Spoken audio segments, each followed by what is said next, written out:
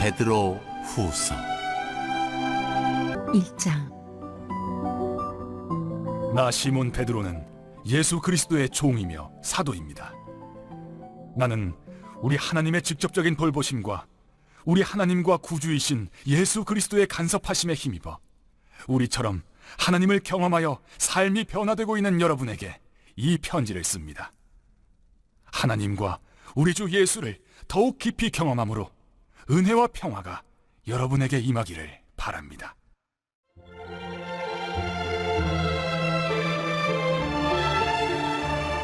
하나님께 받은 초청과 약속. 우리는 하나님을 기쁘시게 해드리는 삶에 어울리는 모든 것을 기적적으로 받았습니다. 그것은 우리를 하나님께로 초청해 주신 분을 우리가 직접 친밀하게 알았기 때문입니다. 그분의 초청은 이제껏 우리가 받은 초청 가운데 최고의 초청입니다. 또한 우리는 여러분에게 전해줄 멋진 약속도 받았습니다. 그 약속은 여러분이 욕망으로 얼룩진 세상에 등을 돌리고 하나님의 생명에 참여할 수 있는 입장권입니다. 그러니 한순간도 놓치지 말고 여러분이 받은 것을 의지하십시오. 여러분의 믿음의 기초 위에 선한 성품, 영적 이해력, 빈틈없는 절제, 힘찬 인내, 놀라운 경건, 따뜻한 형제의 너그러운 사랑을 더하십시오. 이것들 하나하나는 서로 조화를 이루고 다른 것들을 발전시키니 말입니다. 이러한 자질들이 여러분의 삶 속에서 활발하게 자라나면 여러분은 우리 주 예수를 경험하면서 성숙해 가는 일에 기회를 놓치거나 단 하루도 헛되이 흘려보내지 않을 것입니다. 이러한 자질들을 갖추지 못하면 여러분은 자기 바로 앞에 놓인 장애물을 보지 못하고 자신의 죄악된 옛삶이 깨끗해졌음을 잊어버린 사람이 되고 말 것입니다. 그러니 친구 여러분, 하나님께서 여러분을 초청하고 선택하신 것이 옳았음을 입증해 보이십시오. 미루지 말고 지금 당장 그렇게 하십시오. 그러면 여러분은 확고한 토대, 곧 우리 주님이시며 구주이신 예수 그리스도의 영원한 나라를 향해 활짝 열려있는 포장된 길에서 생명을 얻게 될 것입니다.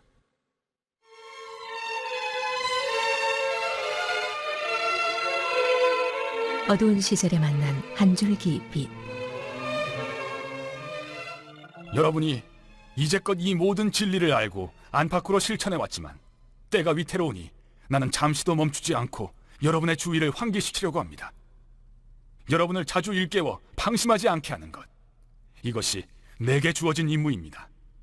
나는 살아있는 동안 이 일에 충실할 것입니다. 주님께서 분명하게 일러주신 대로 나는 조만간 내가 죽게 되리라는 것을 압니다. 내가 특별히 바라는 것은 여러분이 이 모든 것을 문서화했으면 하는 것입니다. 내가 이 세상을 떠난 뒤에도 여러분이 언제든지 찾아볼 수 있게 말입니다. 여러분도 알다시피 우리가 우리 주 예수 그리스도의 강력한 재림과 관련된 사실을 여러분에게 제시할 때 별에게 빌고한 것이 아니었습니다. 우리는 이미 그 일을 미리 보았습니다.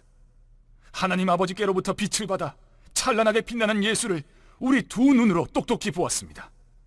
그때 장엄하고 영광스러운 분께서 이렇게 말씀하셨습니다. 이는 내가 사랑으로 구별한 내 아들, 내 모든 기쁨의 근원이다. 우리는 거룩한 산에서 그분과 함께 있었습니다. 하늘로부터 들려오는 음성을 우리의 두 귀로 똑똑히 들었습니다.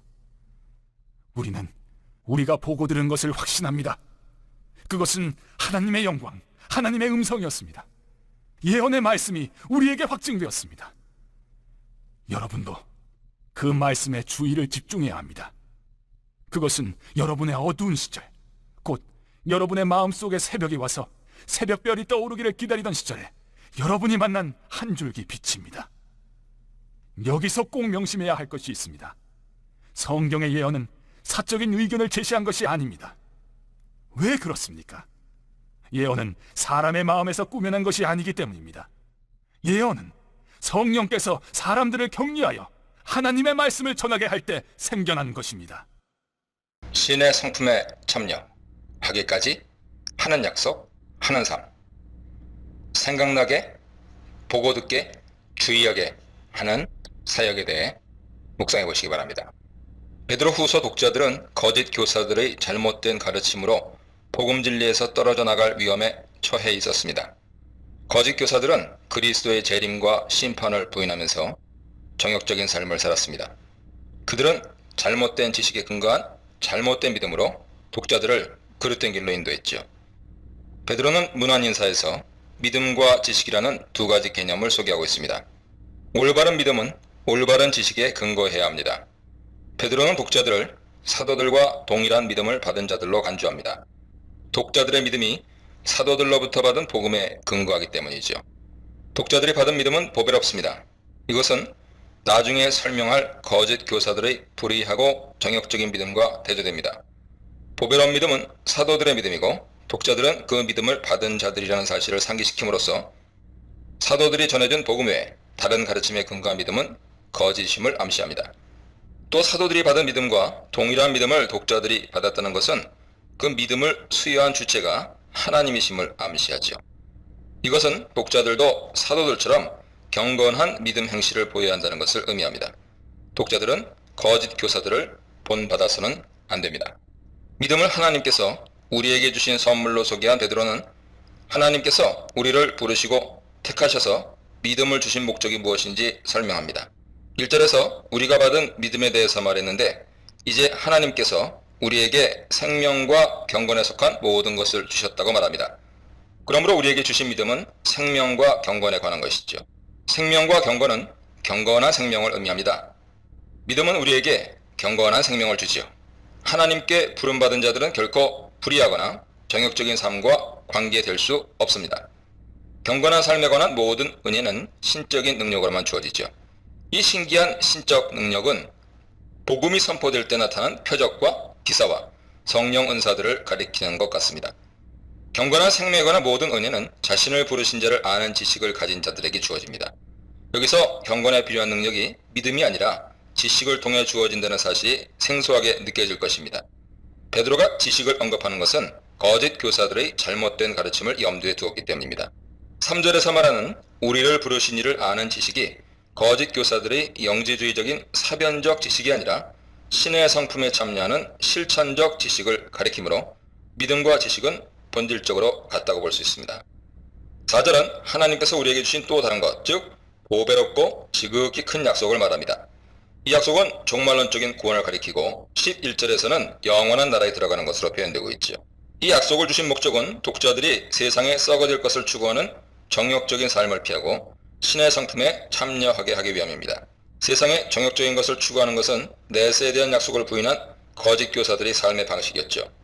그러나 약속을 가진 자들은 그 약속을 받기에 합당한 자가 되어야 합니다. 보배로운 약속을 받을 수 있는 자들은 신성한 성품에 참여하는 자들이죠. 신성한 성품에 참여한다는 것은 신적 본질에 참여한다는 것과 같은 뜻입니다. 영주주의자들은 이것을 존재론적인 의미로 해석해서 우리가 신적 존재가 되는 것으로 해석하죠. 우리가 신의 성품에 참여한다 하는 것은 하나님의 거룩하심과 경건하심을 본받는 것을 의미합니다. 구체적으로 5절에서 7절 사이 말하는 경건을 위한 실천 덕목을 열심히 행하는 것을 뜻하죠. 우리가 경건한 삶을 살 수 있는 것은 모두 하나님의 은혜입니다. 하나님께서는 우리가 경건한 삶을 살 수 있도록 믿음을 주셨고 경건을 위해 필요한 능력을 주셨고 내세 약속까지 주심으로써 우리의 시선이 이 세상을 향하지 않고 약속을 바라보도록 이끌고 계십니다. 경건한 삶을 위해 필요한 모든 것이 우리에게 주어졌다고 해서 그냥 수동적으로 받기만 하면 되는 것은 아닙니다. 우리에게 주신 모든 은혜와 능력은 우리가 하나님의 거룩하심에 참여하는 삶을 살도록 하려는 목적에서입니다. 따라서 우리는 하나님 은혜를 받아 신성한 성품에 참여하는 자가 되기 위해 힘써야 합니다. 그러면 어떻게 신성한 성품에 참여할 수 있습니까? 구체적 실천 방안이 8가지 덕목으로 제시되고 이 덕목을 힘써 행하는 것이 그 방안이 되겠습니다. 이 덕목들은 믿음에서 시작해서 사랑으로 끝납니다. 저자는 이미 1절에서 우리의 보배로운 믿음은 하나님께로부터 받았다고 말한 적이 있습니다. 그러므로 믿음은 모든 경건한 삶의 기초고 원동력이죠. 반면에 사랑은 그 완성이며 끝입니다. 믿음의 삶은 결국 사랑의 실천으로 나타나야 하지요. 사랑을 하지 않는다면 믿음으로 사는 것이 아닙니다. 사랑은 모든 기독교적인 덕목의 최고봉이죠. 믿음과 사랑 사이에 있는 여러 덕목들을 힘써 행하는 것이 하나님께서 우리를 부르신 목적을 성취하는 것이고, 그것이 곧 신성한 성품에 참여하는 길입니다. 저자는 이제 독자들에게 8가지 덕목을 힘써 행하라고 권면합니다. 그것을 힘써 행하는 것이 곧 그리스도를 알아가는 것이라고 하지요. 그리스도를 알아가는 과정을 매우 실천적이고 점진적인 것으로 소개합니다. 그리스도를 아는 것이라고 하는 것은 5절로 7절에서 일과한 실천 덕목들을 힘써 행하는 것과 동일합니다. 그리스도를 아는 것이 실천적이고 점진적인 이유는 믿음에 근거한 삶의 과정을 통해서라야 그것을 얻을 수 있기 때문이죠. 8절에서 이런 것이 너희에게 있어 흡족한즉 이라 말하는데, 여기서 흡족하다, 플레오나조라고 하는 동사는 증가하다, 성장하다 혹은 더해지다 라는 뜻입니다. 즉 그리스도를 알아가는 지식은 그리스도인들의 지속적인 노력으로 성장해 갑니다. 만약 성장이 없다면 어떻게 될까요? 영적인 무지에 빠져서 진리를 보지 못하는 영적 맹인이 되죠. 저자는 아는 것과 보는 것을 같은 것으로 간주하면서 그리스도를 아는 것은 종말론적인 약속을 바라보고 그것을 향해 나가는 것이라 설명합니다. 그러나 멀리 보지 못하고 근시안적으로 세상에 썩어질 것들만 본다면 맹인이 되는 것이죠. 우리가 영적 맹인이 되지 않으려면 그리스도를 실천적으로 알아가도록 힘써야 합니다. 그럴 때 우리는 부르심에 합당한 자가 되어서 종말론적인 구원으로 들어가게 됩니다. 영원한 나라에 들어간다는 것은 경건함으로 들어가는 것과 같습니다. 베드로는 구원을 신성한 상품에 참여하는 점진적인 과정으로 소개합니다. 이것은 구원 의미에 대해 중요한 점을 시사해 주죠. 구원은 죽은 후 어떤 장소에 들어가는 문제가 아닙니다. 구원에는 현재적인 측면과 미래적인 측면이 모두 있습니다. 현재적인 구원은 이 세상에서 성취되며 사탄 통치에서 벗어나 하나님 백성으로 온전히 거듭나는 일입니다. 이러한 자들이 미래의 하나님 나라에도 들어갔지요. 베드로가 5절로 10절에서 설명하는 것은 현재적인 구원이고 11절은 미래 구원을 설명합니다. 우리가 하나님 은혜로 육신의 정욕을 벗어버리고 신성한 성품에 참여하는 것은 곧 현재적인 구원으로 들어가는 것임을 기억해야 합니다. 베드로는 이 서신을 기록하는 목적이 무엇인지 12절로 13절에서 밝히며 기억하라고 합니다. 이미 알고 있는 진리를 계속해서 기억하라고 촉구하는 것이죠. 그런데도 이 서신을 기록하면서까지 그것을 기억하라고 강조하는 것은 독자들이 잊어버릴 위험에 처해 있기 때문입니다. 이 위험은 거짓 교사들의 잘못된 가르침에서 비롯되었습니다. 독자들이 거짓 교사들에게 미혹되면 복음 진리를 잊어버리게 될 것입니다. 따라서 9절의 잊어버림과 12절의 기억함을 대조하면서 독자들이 복음 진리를 잊지 말고 기억할 것을 강조하고 있습니다. 독자들이 기억해야 할 진리는 구체적으로 무엇입니까? 그 진리를 가리키는 이것들이라고 하는 대명사는 8절, 9절, 10절에서도 사용되고 있는데요. 5절로 7절에서 언급한 경건의 8덕목을 가리키고 넓게 보아서 3절로 11절에서 설명한 내용 전체를 가리킵니다. 9절은 경건의 덕목이 없으면 옛 죄를 깨끗게 하심을 잊어버리는 것이라고 했죠. 그러므로 잊어버림과 기억함의 차이는 경건한 삶의 없음과 있음의 차이입니다. 이제 독자들이 기억해야 할 진리는 크게 두 가지죠. 첫째, 그리스도인의 경건한 신분에 관한 것입니다. 그들은 과거의 죄를 깨끗하게 씻음받은 새로운 존재고 하나님은 그들에게 경건한 삶을 위해 필요한 모든 것을 이미 주셨다는 사실을 기억해야 합니다. 둘째, 그리스도인들에게 주어진 경건한 삶에 대한 책임입니다. 우리는 8가지 경건의 덕목을 힘써 행해야 합니다. 베드로는 독자들이 이것을 기억하고 계속해서 경건한 삶을 살게 하려고 이 서신을 쓴 것이죠. 그러므로 3절로 11절 내용은 이 서신 목적이며 핵심입니다. 이 서신의 나머지는 모두 이에 대한 보충 설명으로 경건한 삶을 방해하는 거짓 교사들의 가르침을 경계하라는 내용이지요. 베드로는 경건한 삶을 위한 권면이 독자들에게 마지막으로 보내는 유언적인 메시지라고 말함으로써 그 중요성을 강조하고 있습니다. 이것은 그가 살아있을 때뿐만 아니라 그가 죽고 난 후에도 기억하라고 말합니다. 베드로는 기억의 중요성을 시간의 흐름에 따라서 3중적으로 강조하고 있습니다. 첫째, 이 장막에 있을 동안에. 둘째, 이 장막에서 벗어날 날이 임박할 때. 셋째, 나의 떠난 후에도. 이러한 표현은 거짓 교사들의 출현을 염두에 둔 것입니다. 거짓 교사들은 이미 이 세상에 출현했고 그들이 이제 독자들에게도 곧 나타날 것이고 앞으로 더욱 그 기세를 떨칠 것입니다. 거짓 교사들의 가르침은 독자들을 불의하고 정욕적인 삶으로 인도합니다. 그러나 진리 복음은 성도들을 거룩하고 경건한 삶으로 인도하기에 경건에 관한 복음의 진리를 기억하고 있으면 거짓 교사들의 가르침이 거짓임을 금방 알게 될 것입니다. 베드로는 갑자기 그리스도의 재림에 대해서 말하기 시작합니다. 이것은 거짓 교사들이 그리스도의 재림을 부인하고 있었기 때문이죠. 거짓 교사들은 재림과 심판을 부인하면서 그것은 사도들이 교묘하게 만들어낸 신화에 불과하다고 비난했습니다. 이에 대해서 베드로는 재림에 관한 가르침은 교묘하게 만든 신화적인 이야기가 아니라 직접 받은 계시라고 주장합니다. 거짓 교사들은 인간 역사를 회고하고 세상 만물을 관찰하여 연구한 결과로부터 추론해서 그리스도의 재림과 심판은 존재하지 않는다고 주장했습니다.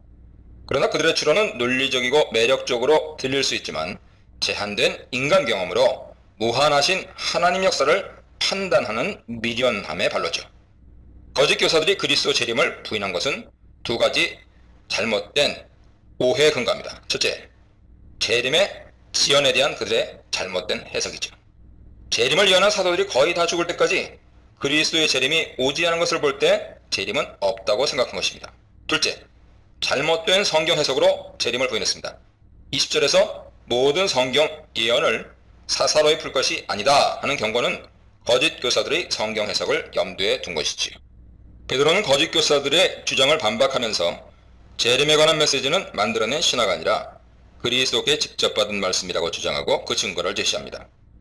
변화산 사건을 설명하면서 능력 가운데 강림하시는 그리스도의 위엄과 영광을 직접 보았다고 주장합니다. 베드로는 변화산 사건을 그리스도의 재림을 증거하는 계시로 간주하고 있습니다. 그러면 변화산 사건이 어떻게 그리스도의 재림을 증거하고 있습니까? 17절은 변화산에서 들린 이는 내 사랑하는 아들이요 내 기뻐하는 자라 하는 소리를 소개하는데 시편 2편 7절에 근거한 것으로 이것은 메시아에 관한 예언시로 간주되었습니다. 그리고 아들이 아버지로부터 존귀와 영광을 받는다는 것은 하나님의 통치권을 수여받은 것을 가리키죠. 왕입니다. 베드로는 변화산 사건을 세상 통치를 위해 다시 오실 메시아에 관한 계시로 본 것입니다.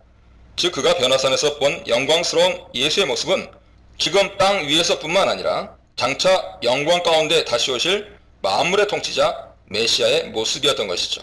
즉 변화산의 예수는 바로 심판을 위해 임하셨고 다시 오실 그리스도의 모습이었습니다. 베드로는 그리스도의 재림의 확실성을 주장하면서 자신이 직접 본 계시 외에 구약 예언도 그리스도의 재림을 증거하고 있다고 말합니다. 하지만 19절 내용은 상당히 이해하기 어렵습니다. 먼저 베드로는 구약의 어떤 특정한 본문을 제시하지 않고 예언의 말씀 전체를 염두에 두고 설명합니다. 베드로는 이 예언을 가리켜 더 확실한 것, 베바이 오테론이라고 말함으로써 재림에 관한 예언의 확실성을 강조하고 있습니다. 그는 예언을 빛을 비추는 등불에 비유하고 있죠. 세례요한이 이해하지 못했던 겁니다. 예언의 말씀은 영적 진리에 무지한 인간의 어두운 마음에 비추는 빛과 같습니다. 만약 독자들이 예언의 말씀을 주목하고 살핀다면 그들 마음에 그리스도의 재림에 관한 깨달음이 샛별같이 떠오를 것이라고 말합니다. 따라서 베드로는 독자들에게 그러한 깨달음이 올 때까지 계속 주의해서 예언의 말씀을 살펴보라고 권면합니다. 종말론적인 심판에 관한 메시지는 너무나 분명하고 명확하게 반복적으로 주어진 계시의 말씀입니다. 베드로는 예언 말씀이 그리스도의 재림을 증거하고 있지만 그것을 해석하고 깨닫는 데는 성령 도우심이 필요하다고 말합니다. 이것은 거짓 교사들의 잘못된 성경 해석을 경고하는 것이죠. 그러므로 독자들은 성경을 살피고 해석하되 사사로이 함부로 해석해서는 안 됩니다. 성경은 성령 영감으로 기록되었기에 성령 영감으로 해석해야 합니다. 거짓 교사들의 잘못된 성경관에는 두 가지가 있죠. 첫째, 성경 영감을 부인하는 것이고 둘째, 성경을 자의적으로 해석하는 것입니다. 거짓 교사들은 예언 말씀을 영감으로 기록된 하나님 말씀이라 생각하지 않고 선지자들이 기록한 인간 창작물로 간주하고 있습니다. 따라서 그들은 재림에 관한 메시지가 교묘하게 만들어진 신화 이야기에 불과하다 짚어합니다.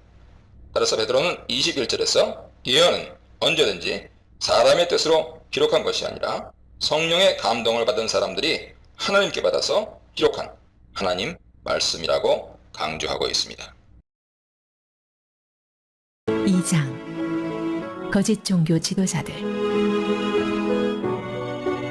그러나 전에 백성 가운데 거짓 예언자들이 있었던 것처럼 여러분 가운데에도 거짓 종교 지도자들이 나타날 것입니다.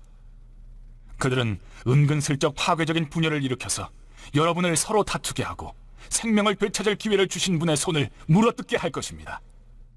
그들은 파멸로 이어진 가파른 비탈길에 서 있습니다.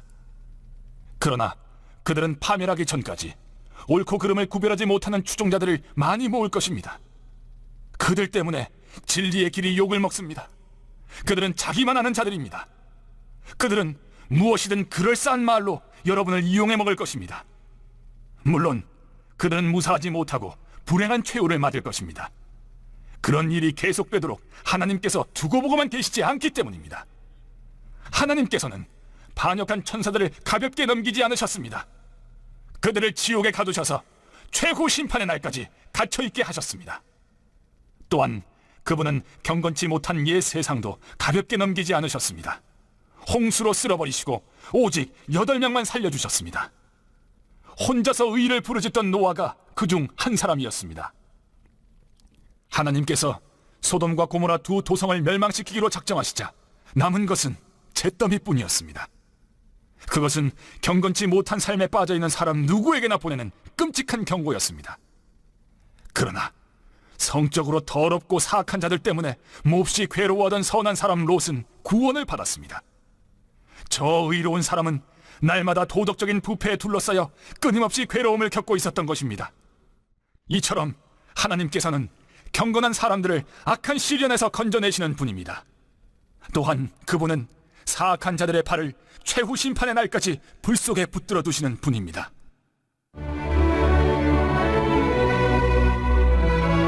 먹이를 찾아 어슬렁거리는 약탈자들.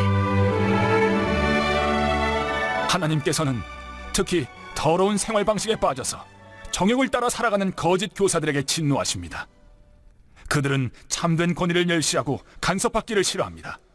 그들은 거만하고 자기만 아는 자들이어서 피조물 가운데 가장 빛나는 이들마저 서슴없이 헐뜯습니다.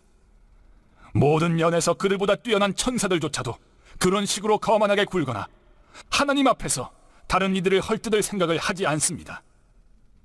이들은 광야에서 태어난 사나운 짐승이며 먹이를 찾아 어슬렁거리는 약탈자에 불과합니다. 그들은 무식한 독설로 남을 파멸시키지만 바로 그 행위로 자신들도 파멸당하고 결국에는 패배자가 되고 말 것입니다. 그들의 악행이 부메랑이 되어 그들에게 돌아갈 것입니다. 그들은 난잡한 파티를 즐기고 환한 대낮에도 흥청망청 쾌락에 빠진 비루한 자들입니다. 그들은 간음을 일삼고 죄짓기를 밥 먹듯 하며 연약한 영혼을 만날 때마다 유혹합니다. 탐욕이 그들의 전공입니다. 그들은 그 방면의 전문가들입니다. 죽은 영혼들입니다. 그들은 큰 길에서 벗어나 방향을 잃었고 부올의 아들 발람의 길을 따랐습니다. 발람은 예언자이면서도 불의한 이득을 취하여 악의 전문가가 되고 말았습니다. 그는 제멋대로 길을 가다가 제지당했습니다. 말 못하는 짐승이 인간의 목소리로 말해서 그 예언자의 미친 행동을 막은 것입니다. 그들에게는 아무것도 없습니다. 그들은 바싹 마른 샘이며 폭풍에 흩어지는 구름입니다. 그들은 지옥의 블랙홀을 향해 나아갑니다. 그들은 허풍이 잔뜩 들어 잘난 체하며 큰 소리치지만 아주 위험한 자들입니다. 그릇된 생활에서 막 벗어난 사람들이 그들의 상표인 유혹에 가장 쉽게 넘어갑니다. 그들은 이 새내기들에게 자유를 약속하지만 정작 자신들은 부패의 종입니다. 그들이 부패에 빠져 있다면 실제로 그러합니다. 부패의 종노릇을 하게 되기 때문입니다. 그들이 우리 주님이시며 구주이신 예수 그리스도를 경험함으로써 죄의 구렁에서 벗어났다가 다시 예전 삶으로 되돌아가면 그 사람의 상태는 전보다 더 나빠질 것입니다. 떠났다가 되돌아가서 자기가 경험했던 것과 거룩한 계명을 거부하느니 차라리 하나님께로 난 고든 길에 들어서지 않는 편이 더 나았을 것입니다. 개는 자기가 토해 놓은 곳으로 되돌아간다는 속담과 돼지가 말끔히 씻고 나서 다시 진창으로 향한다는 속담을 그들이 증명하고 있습니다. 돈과 정욕이 목표인 거짓 선생, 욕심 많은 자들에 대한 심판, 경건한 자를 재림 때까지 보존하심, 바른 길 혹은 발람의 길, 본능의 노예가 된 거짓 선생, 효과적인 사단의 도구가 되어 멸망을 자초하는 거짓 선생에 대해 묵상해 보시기 바랍니다. 베드로는 1장 21절에서 그리스도 재림에 관한 메시지가 선지자들에 의해 성령 영감으로 선포된 것이라 했습니다. 그런데 참 선지자들이 성령의 영감으로 예언했던 그 시대에 거짓 선지자들도 함께 활동하고 있었다는 사실을 상기시키고 있습니다. 이것은 과거 역사를 통해서 현재 상황을 판단하고 이해할 수 있는 안목을 독자들에게 제공하기 위한 것이죠. 그러므로 거짓 선지자들과 거짓 교사들 사이에는 공통점이 있습니다. 독자들은 이를 통하여 거짓 교사들이 어떤 자들인지 분별하고 그들을 경계해야 합니다. 베드로는 거짓 교사들에게 세 가지 특징이 있다고 설명하고 있는데요. 첫째, 그들은 멸망케 할 이단을 가만히 끌고 들어오는 자들입니다. 멸망케 할 이단이란 멸망으로 인도하는 잘못된 가르침이란 뜻인데 경건한 생명으로 인도하는 사도들의 복음과 대조됩니다. 가만히 끌어들였다는 표현에서 그들은 유다서의 거짓 교사들처럼 교회 밖에서 안으로 침투한 자들이 아니라 교회 안에 있었던 자들임을 암시하고 있습니다. 가만히 끌어들였다는 것은 또한 이단 가르침이 은밀하게 속이는 특성을 가지고 있음을 폭로해줍니다. 둘째, 자기들을 사신 주를 부인하는 자들입니다. 여기서 자기들을 사신 주라는 표현에서 그들도 한때는 그리스도의 피로 값주고 사신 바 된 교회 공동체의 일원이었지만 지금은 자신들의 주를 배신하고 부인하는 자들이 되었음을 알 수 있습니다. 셋째, 그들은 임박한 멸망을 스스로 취하는 자들입니다. 그들의 불의하고 음란한 행실은 하나님의 심판을 재촉하고 있습니다. 왜 거짓 교사들이 심판을 자초하고 있습니까? 그들은 스스로 죄를 범할 뿐 아니라 다른 사람들도 범죄하도록 미혹하고 있기 때문입니다. 많은 사람들이 그들의 호색을 따라갈 것이다 라는 표현에서 특별히 그들의 성적인 부도덕을 지적하고 있죠. 베드로후서는 성적 범죄에 대해서 많이 언급하고 있습니다.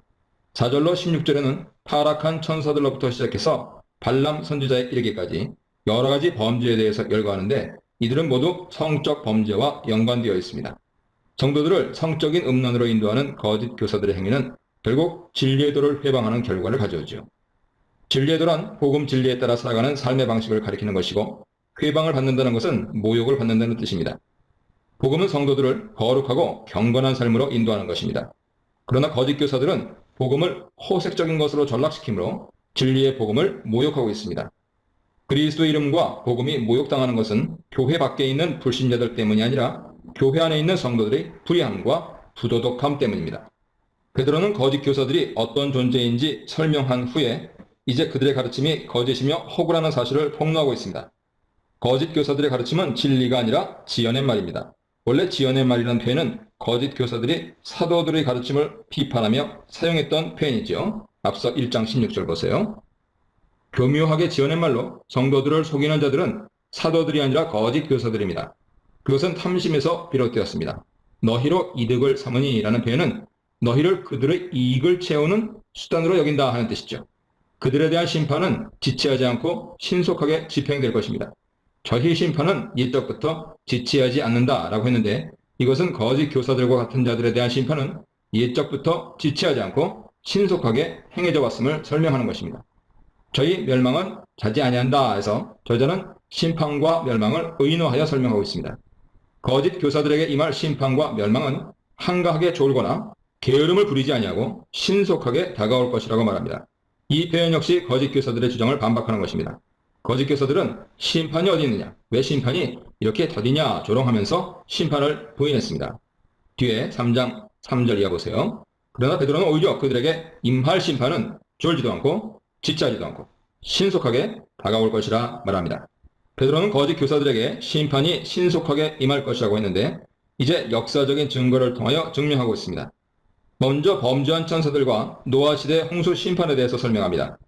유다서에서 범죄한 천사들은 자기의 저서를 떠나 타락한 천사들이라 말하는데 이것은 창세기 6장에 타락한 천사들을 가리키는 것으로 이해됩니다. 유대 전통에서는 인간의 딸들과 결혼한 하나님의 아들들을 타락한 천사들로 간주합니다. 이것은 거짓 교사들을 호색하는 자들이라 설명한 것과 잘 연결됩니다. 심판에 대한 두 번째 역사 증거는 노아 홍수 심판입니다. 베드로는 여기서 심판과 구원에 대해 함께 언급합니다. 의를 전했던 노아와 불의한 자들이 대비되면서 하나님은 의인을 구원하시고 불의한 자들을 심판하신다는 것을 증거하고 있습니다. 노아는 의를 전하는 자라고 소개되는데 노아의 의가 단지 수동적으로 핍박을 인내하는 것이 아니라 적극적으로 불의한 세상에 의를 전한 것이었음을 드러내고 있습니다. 이러한 대비는 사도들과 거짓 교사들의 관계를 암시해줍니다. 사도들은 경건한 복음을 선포하였지만 거짓 교사들은 그것을 조롱하면서 불의를 행했습니다. 심판에 대한 세 번째 역사 증거로 소돔과 고모라를 들고 있습니다. 베드로는 소돔과 고모라의 멸망이 후대를 위한 경고의 예로 주어진 것이라고 말합니다. 소돔과 고모라는 불로 심판을 받았는데 앞으로 다가올 종말론적인 심판도 불로 임할 것입니다. 소돔과 고모라의 백성들이 심판을 위해 보냄을 받은 하나님의 천사들을 업신여기고 그들을 성적 범죄 대상으로 삼으려 했습니다. 마찬가지로 하나님의 심판을 업신여기고 호색하는 거짓 교사들은 소돔과 고모라의 불의한 자들처럼 불의 심판을 받게 될 것입니다. 베드로는 여기서도 의인에 대한 구원과 불의한 자들에 대한 심판을 함께 언급하고 있습니다. 롯은 의인으로 간주되고 있는데 그는 무법한 자들의 음란한 행실로 인해 마음의 고통을 받은 자로 간주되고 있습니다. 이것은 불의한 세상에서 의롭게 살고자 하는 자들에게는 고통이 따라올 수 있다는 것을 암시합니다. 롯의 심령이 상했다는 표현에서 그가 받은 고통이 외적 핍박으로 인한 육체 고통이 아니라 불의한 행실을 보고 들어야 하는 내적이고 영적 괴로움임을 알 수 있습니다. 베드로는 하나님이 경건한 자들을 구원하시고 불의한 자들을 심판하시는 분이라는 사실을 강조합니다. 이것은 불의한 자들에 대한 경고인 동시에 고통 가운데 의를 행하는 자들에 대한 격려입니다. 불의한 자를 형벌 아래 두면서 심판날까지 지키신다는 것은 불의한 자들이 마지막 심판을 기다리는 동안에도 하나님의 형벌을 받으면서 기다리게 될 것이라는 뜻입니다. 이것은 앞에서 거짓 교사들에게 임할 심판이 지체하지 아니하고 신속하게 이루어질 것이다 한 것을 상기시키고 있습니다. 10절로 12절입니다. 9절에서 불의한 자들에 대한 심판을 언급했는데 베드로는 이제 불의한 자들이 어떤 자들인지 두 가지 측면에서 설명합니다. 첫째, 육체의 정욕을 따라 행하는 자들입니다. 둘째, 주관하시는 일을 멸시하는 자들입니다. 베드로는 하나님의 심판이 특별히 이런 자들에게 임할 것이라고 합니다. 베드로가 불의한 자들을 이렇게 규정하는 것은 소돔과 고모라 사람들의 행위를 염두에 둔 것이고 그것은 특별히 거짓 교사들의 특징과도 일치하기 때문이죠. 소돔과 고모라의 백성들과 거짓 교사들은 정욕에 따라 행하는 자들이며 영광 있는 자를 모욕하고 있습니다. 여기서 영광 있는 자는 소돔과 고모라의 경우에는 심판하는 천사들을 가리키며 거짓 교사들의 경우에는 사도들을 가리킵니다. 천사들과 사도들은 모두 하나님의 영광을 가진 자들입니다. 하나님의 영광을 가진 천사들이나 사도들을 비방하는 것은 하나님을 비방하는 것과 같죠. 베드로는 먼저 비방하는 것이 얼마나 큰 죄인지 설명하면서 천사들을 예로 들어 설명합니다. 더 큰 힘과 능력을 가진 천사들도 그들을 거슬러 비방하는 고발을 하지 아니하느니라 라고 말하는데 여기서 누가 누구를 향해 비방하는 말을 하지 않는다는 것인지 분명치 않습니다. 그러나 베드로는 독자들이 이미 알고 있다는 것을 전제로 이 말을 하고 있으므로 독자들은 알아들었을 것입니다. 유대 전통인 모세 승천기에 따르면 모세가 죽은 후 하나님께서 천사장 미가엘을 보내 그의 시체를 존귀하게 장사 지내지도록 명했습니다. 그런데 사탄은 모세 시체를 이스라엘 백성들에게 주어 우상으로 섬기게 하려고 가져가려 했습니다. 사단은 모세가 살인자였다고 모독하면서 존귀한 대접을 받을 자격이 없다고 비방했습니다. 이때 천사는 사단을 향해 저주하는 대신 하나님께서 너를 책망하시기를 원한다며 그를 꾸짖었습니다. 사단보다 더 큰 영광과 능력을 가진 천사장 미가엘이 사단을 함부로 저주하지 않았다면 인간이 하나님의 영광을 비방하는 것이 얼마나 무서운 범죄인지 깨달아야 합니다. 그렇다면 사도들을 함부로 무시하고 비방하는 거짓 교사들의 미련한 행위는 이성 없는 짐승의 미련함에 비교할 만합니다. 그들은 도살당할 짐승처럼 멸망의 길을 달려가면서도 알지 못합니다. 거짓 교사들은 그리스도의 복음을 비방할 뿐 아니라 육체의 정욕에 따라 행합니다. 그들은 특히 성적으로 음란한 자들로서 낮에 방탕한 연애를 즐깁니다. 낮에 연애를 즐긴다는 것은 얼마나 무절제하고 방탕한 자들인지 보여주는 증거죠. 그것은 복음에 합당한 경건한 삶과 반대되는 점과 흠입니다. 여기서 점과 흠은 구약에서 하나님께 받아들여질 수 없는 부정한 재물을 가리키는 것이죠. 그들은 심지어 성만찬 자리에서도 음란한 눈으로 믿음이 약한 여인들을 유혹하여 정욕을 채우는 일에 몰두하는 호색가들입니다. 그들은 탐욕에 연단된 마음을 가진 자들인데 그들이 음행의 대상을 찾아 유혹하는 일에 숙달된 전문가라는 뜻이죠. 그들은 저주받을 자식들입니다. 거짓 교사들의 정욕적인 행위는 두 가지로 소개됩니다. 첫째, 성적인 정욕을 추구하는 것이며 또한 물질에 대한 탐욕을 부리는 것입니다. 베드로는 물질에 대한 탐욕으로 멸망했던 선지자 발람을 소개합니다. 발람은 재물에 대한 탐욕으로 영적인 안목이 어두워져 하나님의 뜻을 보지 못하고 미련하게 되어 결국 나귀에게 책망을 받았습니다. 이것은 12절에서 그들을 가리켜 이성 없는 짐승과 같다고 한 것을 상기시키는데 여기서는 짐승보다 더 미련한 자로 묘사되고 있습니다. 탐욕은 인간을 짐승보다 더 미련한 존재로 전락시켜버립니다. 돈에 대한 탐욕은 이성을 마비시켜 옳은 것을 보지 못하게 만듭니다. 탐욕은 일만하게 뿌리이며 그것은 그리스도인들로 하여금 믿음을 떠나 불법을 행하도록 유혹합니다. 거짓 교사들의 물질에 대한 탐욕은 이미 3절과 13절에서 언급되었습니다. 그들은 그리스도의 복음을 왜곡하고 지어낸 말로 성도들을 호도하여 더러운 유익을 취하는 미친 자들입니다. 저자는 발람의 비유를 통하여 돈에 대한 욕심이 얼마나 성도들을 미련하고 무지하게 만드는지 생생하게 설명하고 있습니다. 거짓 교사들의 불의함에 대한 설명은 이제 그들의 무익함을 폭로하는 것으로 옮겨집니다. 거짓 교사들은 성도들에게 아무런 유익을 주지 못하는 무익한 자들입니다. 베드로는 그들의 무익함을 세 가지로 설명하는데요. 첫째, 거짓 교사들은 성도들에게 약속한 것을 주지 못하는 거짓된 자들이다. 물 없는 샘과 광풍에 밀려가는 안개는 독자들을 실망시키는 거짓 교사들의 무능한 실체를 드러내는 메타포입니다. 샘은 목마른 자들에게 줄 물이 있어야 하는 것이고 안개는 비를 내려줄 구름 같지만 사실은 해가 뜨고 바람이 불면 순식간에 사라지고 말지요. 거짓 교사들이 이와 같다는 것입니다. 이렇게 속이는 자들에게는 하나님 심판이 예비되어 있습니다. 둘째, 그들은 허황된 자랑의 말로 믿음이 약한 자들을 유혹하여 다시 과거의 음란한 행위로 돌아가게 합니다. 거짓 교사들의 말은 매우 인상적이고 매력적인 것으로 보이지만 실상은 아무런 쓸데없는 허탄한 말들입니다. 그들은 이제 막 복음을 깨닫기 시작한 연약한 자들을 미혹해서 다시 과거에 행했던 육체의 정욕으로 되돌아가게 하여서 멸망하게 하는 자들입니다. 거짓 교사들의 특징은 독자들을 경건한 삶으로 인도하지 않고 부도덕하고 정욕적인 삶으로 되돌아가게 한다는 것입니다. 셋째, 그들은 자신들의 멸망할 운명도 모르면서 독자들에게 자유를 주겠다고 약속하는 미련한 자들입니다. 그들이 어떤 자유를 준다고 약속했는지 정확히 알 수는 없습니다. 그들이 그리스도의 재림을 부인했던 것으로 보아 아마 성도들에게 심판에 대한 두려움으로부터 해방시켜주겠다고 했을 것입니다. 그러나 그들의 가르침은 자유를 주는 것이 아니라 멸망을 주는 것이지. 그들 자신이 이미 사단에게 사로잡힌 멸망의 종이기 때문입니다. 베드로는 거짓 교사들을 배교자로 규정합니다. 예수 그리스도를 알므로 세상의 더러움을 피한 후에 라는 표현에서 거짓 교사들도 한때는 복음으로 회심한 참된 그리스도인들이었음을 암시합니다. 그런데도 그들은 타락하여 이전의 더러움으로 돌아갔습니다. 그런데 한번 믿었다가 타락하게 되면 불신자들보다 더 악하게 되지요. 베드로는 배교 행위를 생각하면서 마태복음 12장 45절에 있는 예수님 말씀을 염두에 두고 있습니다. 사람에게서 한 번 나갔던 귀신이 다시 들어올 때는 더 악한 귀신 7을 데리고 들어와서 나중 형편이 전보다 더 심하게 되는 것이죠. 복음 진리를 모르는 자들에게는 희망이라도 있지만 복음을 듣고 배신하는 자들에게는 희망이 없습니다. 그들에게는 더 이상 하나님의 긍휼하심이 주어지지 않고 오직 심판만이 기다릴 것입니다. 베드로는 배교 행위가 얼마나 미련하고 어리석은 짓인지 설명하기 위해서 개와 돼지 속담을 제시합니다. 한번 복음으로 회심한 후에 다시 이방인의 부도덕한 삶으로 돌아가는 것은 개가 그 토하였던 것을 다시 먹는 것과 같고 돼지가 씻은 후에 다시 시궁창으로 들어가는 것과 같습니다.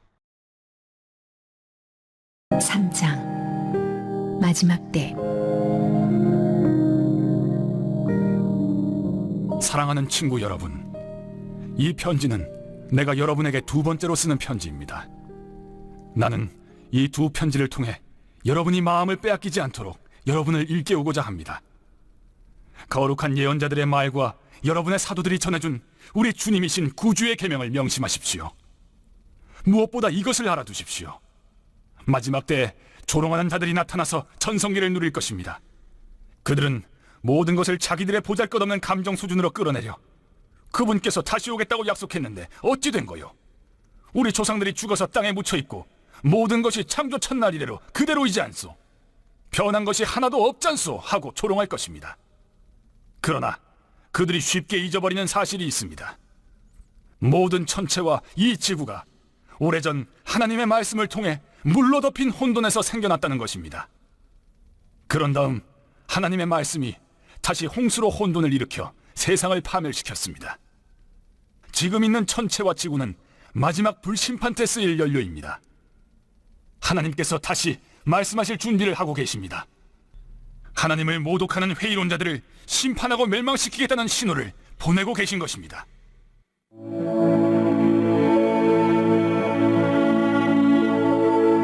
하나님의 심판의 날. 친구 여러분, 이 분명한 사실을 그냥 지나치지 마십시오. 하나님께는 하루가 천년 같고 천년이 하루 같습니다. 어떤 이들이 생각하는 것처럼 하나님께서는 자신의 약속을 더디 이루시는 분이 아닙니다. 그분은 여러분을 위해 참고 계십니다. 그분께서 종말을 유보하고 계신 것은 한 사람도 잃고 싶지 않으시기 때문입니다. 하나님께서는 모든 이들에게 삶을 고칠 수 있는 시간과 공간을 베풀고 계십니다. 그러나 하나님의 심판날이 닥칠 때에는 아무 예고 없이 도둑처럼 닥칠 것입니다. 하늘이 천둥 같은 소리를 내면서 무너지고 모든 것이 큰 화염에 휩싸여 분해되며 땅과 그 안에서 이루어진 모든 것이 낱낱이 드러나 심판을 받을 것입니다. 오늘 이 세상에 있는 모든 것은 내일이면 없어지고 말 것들입니다. 그러니 거룩하게 사는 것이 얼마나 중요한지 아시겠습니까? 날마다 하나님의 날을 기다리고 그날이 오기를 간절한 마음으로 바라십시오. 그날이 오면 천체가 불타 없어지고 원소들이 녹아내릴 것입니다. 그러나 우리는 거의 알아채지 못할 것입니다. 우리는 다른 길을 바라보면서 하나님께서 약속하신 새 하늘과 새 땅, 의로 뒤덮인 새 하늘과 새 땅을 맞이할 것입니다. 사랑하는 친구 여러분, 여러분이 손꼽아 기다려야 할 것은 이런 것입니다. 그러니 순결하고 평화롭게 살아가는 최상의 모습으로 그분을 뵐 수 있도록 최선을 다하십시오. 우리 주님께서 오래 참고 계신 것은 구원 때문이라고 생각하십시오. 이 문제와 관련해 많은 지혜를 받은 이가 우리의 귀한 형제 바울입니다. 그는 자신의 모든 편지에서 이 문제를 언급하고 있으며 여러분에게도 본질적으로 같은 내용을 써 보냈습니다. 바울이 편지에서 다루고 있는 것 가운데 몇 가지는 이해하기가 쉽지 않습니다. 자신들이 무슨 말을 하는지도 모르면서 무책임하게 떠드는 사람들이 그 편지들을 함부로 왜곡하기도 합니다. 그들은 성경의 다른 구절에 대해서도 그렇게 하다가 스스로를 파멸시키고 있습니다. 그러나 친구 여러분, 여러분은 이미 훈계를 잘 받았습니다. 자기 마음대로 떠드는 불의한 교사들로 인해 발을 헛디뎌 넘어지는 일이 없도록 정신을 바짝 차리십시오. 우리 주님이시며 구주이신 예수 그리스도의 은혜와 그분을 아는 지식 안에서 자라가십시오. 영광이 이제부터 영원토록 주님께 있기를 바랍니다. 아멘.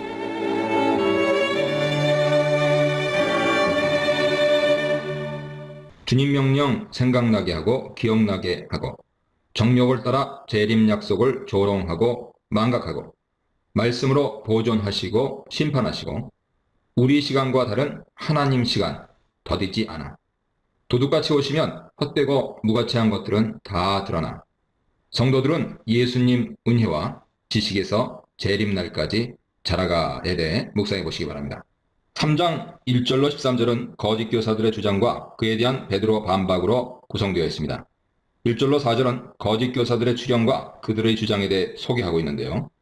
베드로는 거짓 교사들의 주장을 소개하기 전에 예언 말씀과 사도들이 전한 메시지가 무엇인지 기억하라 요청합니다. 여기서 독자들이 기억해야 할 메시지는 구체적으로 그리스도의 재림으로 인한 종말론적인 심판에 관한 메시지입니다. 베드로는 1절에서 이 서신을 기록하는 목적이 무엇인지 다시 한번 밝힙니다. 그것은 독자들에게 거짓 교사들의 가르침을 배격하고 사도들이 전해준 복음을 다시 상기하도록 하기 위한 것이죠. 베드로는 어떤 구체적인 가르침보다 독자들의 진실한 마음을 상기시키려고 하고 있습니다. 진실한 마음은 복음을 대하는 올바른 태도를 가리킵니다. 사도들이 처음 복음을 전했을 때 독자들은 순수하고 진실한 마음으로 그것을 받아들이고 믿었습니다. 그러나 지금은 사도의 복음을 의심하고 조롱하면서 자신들의 입장에 유리하도록 왜곡, 해석하는 거짓 교사들의 태도에 물들어 있습니다. 복음에 대한 올바른 태도를 회복하지 않으면 구약 선지자들의 예언은 물론이고 사도들의 복음도 제대로 깨닫지 못하게 될 것이기 때문이죠. 올바른 마음을 회복하면 복음 진리가 눈에 들어오고 그것을 깨닫게 됩니다. 따라서 베드로는 먼저 순수한 마음의 회복을 언급한 후에 2절에서 선지자들과 사도들이 명한 복음의 내용이 구체적으로 무엇인지 기억하라고 합니다. 베드로는 독자들의 진실한 마음과 거짓 교사들의 잘못된 마음을 비교하고 있습니다. 거짓 교사들은 탐욕에 사로잡힌 잘못된 마음으로 주의 말씀을 정직하고 진실하게 깨닫지 못합니다. 진리에 대한 올바른 깨달음은 정직한 마음에서부터 출발하죠. 베드로는 구약의 선지자들을 언급하면서 특별히 거룩한 선지자라고 말합니다. 아마 이것은 구약의 거짓 선지자들과 비교하기 위한 표현일 것입니다. 참 선지자들은 하나님의 심판을 예언했지만 거짓 선지자들은 거짓 평화로 위로하면서 하나님의 심판은 없다고 말했습니다. 구약의 거룩한 선지자들은 심판을 부인하는 거짓 선지자들이 하나님의 심판을 받게 될 것이라고 예언했습니다. 독자들은 이것을 기억하고 속지 않도록 주의해야 합니다. 베드로는 말세의 징조로 거짓 교사들의 출현을 예고합니다. 그는 거짓 교사들이 이미 나타났다고 말하지 않고 앞으로 등장할 것이라고 말하죠. 그러나 5절에서 현재 시제를 사용해서 그들이 일부러 잊으려 한다라고 말하는 것을 볼 때 거짓 교사들이 이미 와 있음을 알 수 있습니다. 아마 베드로는 거짓 교사들이 앞으로 더욱 활기를 것으로 예상하면서 이렇게 말한 것 같습니다. 그는 거짓 교사들을 가리켜 조롱하는 자들이라고 말합니다. 이것은 2절에서 언급한 거룩한 선지자와 대조되지요. 그리스도의 재림과 종말의 심판 메시지는 경건한 삶을 위한 동기가 됩니다. 그러나 거짓 교사들은 재림과 심판을 부인하면서 정욕에 따라 행하는 자들이었습니다. 4절에서 거짓 교사들은 주의 강림하신다는 약속이 어디 있느냐라고 말하는데 여기서 어디 있느냐라는 표현은 구약에서 거짓 선지자들이 하나님 심판을 예언하는 참 선지자들의 메시지를 부인하면서 했던 표현입니다. 베드로는 거짓 교사들의 주장을 두 가지로 요약하여 소개하죠. 첫째, 주의 강림에 대한 약속이 어디 있느냐. 둘째, 천지 만물은 창조된 이후부터 항상 그대로 존재하고 있다. 이 두 주장은 논리적으로 인과관계에 있습니다. 주의 강림이 어디 있냐고 한 것은 거짓 교사들의 주장이고 만물이 항상 그대로 있다는 말은 주의 강림이 없을 것이라는 주장에 대한 논리적 근거를 제시하죠. 거짓 교사들은 재림과 심판을 부인하는 근거로 천지 만물의 불변성을 들고 있습니다. 그들은 만물이 창조된 이후부터 지금까지 변하지 않고 항상 그대로 있으므로 앞으로도 심판을 통한 우주적인 파멸과 같은 그런 일은 생기지 않을 것이라고 주장합니다. 이러한 주장은 만물에 대한 관찰에서 나온 것으로서 매우 이성적이고 합리적인 주장이지만 초월적이고 무한하신 하나님의 역사를 제한하는 경험과 이성으로만 판단하려는 미련하고 교만한 태도이기도 합니다. 이제 거짓 교사들의 이러한 주장이 얼마나 어리석은지 차례대로 반박하기 시작하죠. 5절로 7절에서는 천지 만물이 항상 그대로 있다는 주장이 왜 그릇된 것인지 설명합니다. 먼저 거짓 교사들의 그러한 주장은 천지 만물이 하나님 말씀으로 창조되었다는 사실을 의도적으로 무시하는 것이죠. 이것은 거짓 교사들도 하나님의 말씀으로 천지를 창조하셨다는 사실은 인정하고 있다는 것을 전제합니다. 그러나 그들은 정욕의 눈이 멀어 이미 알고 있는 사실도 의도적으로 잊어버린 것처럼 말하고 있습니다. 말씀이 천지 만물을 창조하셨다는 것을 믿는다면 그 동일한 말씀이 종말론적인 심판에 대해서 예언하신 것도 믿어야 합니다. 그러나 거짓 교사들은 말씀에 의한 창조는 인정하면서 말씀에 의한 심판은 부인하는 모순을 범하고 있습니다. 베드로는 만물이 물에서 창조되었다는 사실을 지적합니다. 물은 매우 유동적이고 변화무쌍하며 물로부터 창조된 만물은 본질적으로 불변하는 것이 아님을 암시하고 있죠. 따라서 물로부터 창조된 만물에 대한 설명은 자연스럽게 물로 멸망한 홍수 사건으로 이어지고 있습니다. 홍수는 언제든지 일어날 수 있는 자연현상이죠. 거짓 교사들도 해마다 범람하는 홍수가 모든 것을 쓸어내리는 파괴적인 힘을 보고 있습니다. 물로부터 창조된 만물은 물처럼 유동적이고 불안정합니다. 노아 홍수에 의한 심판이 이것을 증명하죠. 베드로는 노아 홍수 사건을 통하여 거짓 교사들의 주장의 허구성을 폭로하고 있습니다. 세상은 거짓 교사들의 주장처럼 그렇게 견고하고 불변하며 영원히 지속되는 것이 아닙니다. 저자의 이러한 반박은 거짓 교사들도 홍수 심판을 알고 있다는 것을 전제할 때 효과적인 것입니다. 만약 거짓 교사들은 그것을 인정하지 않는다고 하더라도 적어도 독자들은 그것을 인정할 것입니다. 5절에서 말한 것처럼 그들은 알고 있는 것을 의도적으로 잊어버린 것처럼 행동하기 때문입니다. 거짓 교사들은 정욕으로 눈이 어두워져 자신들이 보고 알고 있는 사실에 대해서도 제대로 깨닫지 못하는 미련한 자들이 되었습니다. 베드로는 이제 말씀에 의한 종말 심판을 설명합니다. 저자는 천지창조와 홍수심판이 모두 하나님 말씀으로 되었듯이 심판도 예언된 말씀대로 이루어질 것이라고 주장합니다. 그런데 홍수심판과 달리 마지막 심판은 불에 의한 심판이 될 것입니다. 홍수심판에서는 땅이 멸망했지만 마지막 불심판에서는 하늘과 땅 모두가 파괴되고 말 것입니다. 베드로는 특히 마지막 심판을 경건치 아니한 사람들에 대한 심판으로 간주하고 있습니다. 거짓 교사들은 현재 세상이 영원히 지속될 것이라 주장하지만 베드로는 하나님께서 이 세상을 단지 심판의 날까지 보존하시는 것일 뿐이라 말합니다.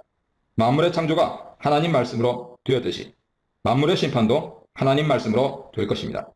거짓 교사들의 문제는 그들이 하나님 말씀이 아니라 정욕을 조차 행하여 영적인 안목이 어두워졌고 진리를 깨닫는 안목을 잃어버리고 말았다는 데 있습니다. 8절입니다. 거짓 교사들은 구원과 심판에 대한 하나님의 계획을 인간의 제한된 이성과 경험으로 판단하려고 했습니다.